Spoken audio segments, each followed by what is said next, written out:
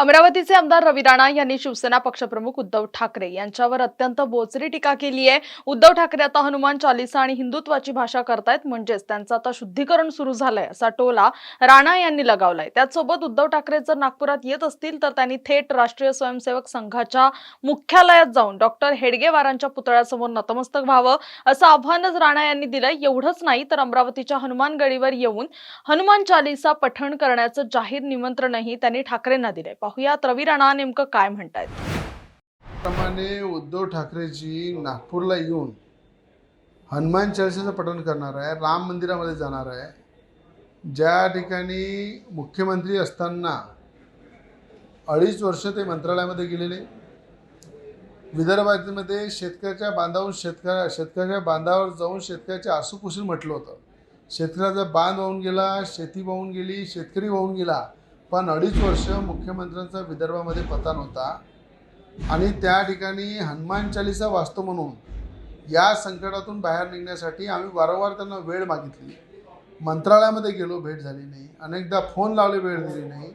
मग हे जे संकट आलं होतं कोरोनाच्या काळामध्ये, शेतकऱ्यावर आलं होतं, शेतमजुरावर आलं होतं, या संकटातून बाहेर निघताना जेव्हा हनुमान चालीसा वाचतो आम्ही म्हटलं, तेव्हा खासदार नवनीत राणा यांना जेलमध्ये टाकलं, मला जेलमध्ये टाकलं।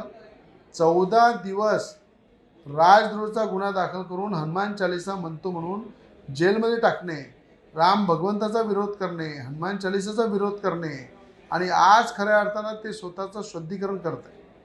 ज्या पद्धतीनं ते सेक्युलर म्हणून वागत होते, आज हिंदुत्वाच्या विचारावर चालण्याचा ते प्रयत्न करत आहे, बाळासाहेबांच्या विचारावर चालण्याचा प्रयत्न करत आहे। बाळासाहेबांचे विचाराचे आमदार जेव्हा त्यांना सोडून गेले, खासदार सोडून गेले, तेव्हा त्यांना लक्षात आलं की राम बिना हनुमान बिना काही होऊ शकत नाही। म्हणून आज त्यांना जे त्यांचं शुद्धीकरण होत आहे, शुद्धीकरण होण्याचा त्यांचा जो प्रयत्न चालू आहे, नागपूरला ते येत आहेत। त्यांना माझं आव्हान आहे की संघ कार्यालयामध्ये हेगडेवारजींच्या मूर्तीजवळ जाऊन त्या ठिकाणी त्यांना नतमस्तक त्यांनी झालं पाहिजे, त्यांच्या पायाची धूळ मस्तकाला लावली पाहिजे। तर खऱ्या अर्थानं खरं शुद्धीकरण हे उद्धव ठाकरेंचं होईल। आणि ज्या हनुमानगडी आम्ही अमरावतीला स्थापित केली, ज्या ठिकाणी 14 दिवस जेलमध्ये नवनीत राणा होत्या, मी होतो, हनुमान चालीसाचा विरोध करून त्यांनी राजद्रोह दाखल केला, आम्हाला घरून त्यांनी अरेस्ट करून लॉकअपमध्ये टाकलं, जेलामध्ये टाकलं।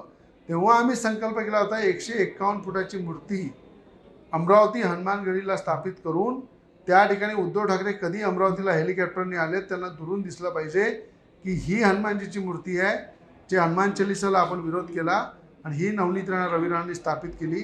त्या मूर्तीवर उद्धव ठाकरेंनी येऊन हनुमान चालीसा तिथे पठण केलं पाहिजे।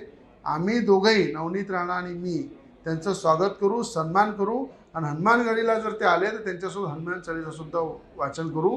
तर खरं उद्धव ठाकरेचं शुद्धीकरण होईल, अन्यथा शुद्धीकरण होणार नाही। एक बोगस बियाण्याचा प्रश्न आहे। बोगस बियाणं सातत्यानं येत आहे आणि त्याच्या संदर्भात FIR देखील होत आहे। मात्र काँग्रेसच्या नेते यशोमती ठाकूर यांनी टीका केलेली आहे की सरकार या संदर्भात गंभीर नाही आहे आणि एकही आमदारांनी अमरावतीच्या हा बियाणेचा प्रश्न मांडलेला नाही आहे।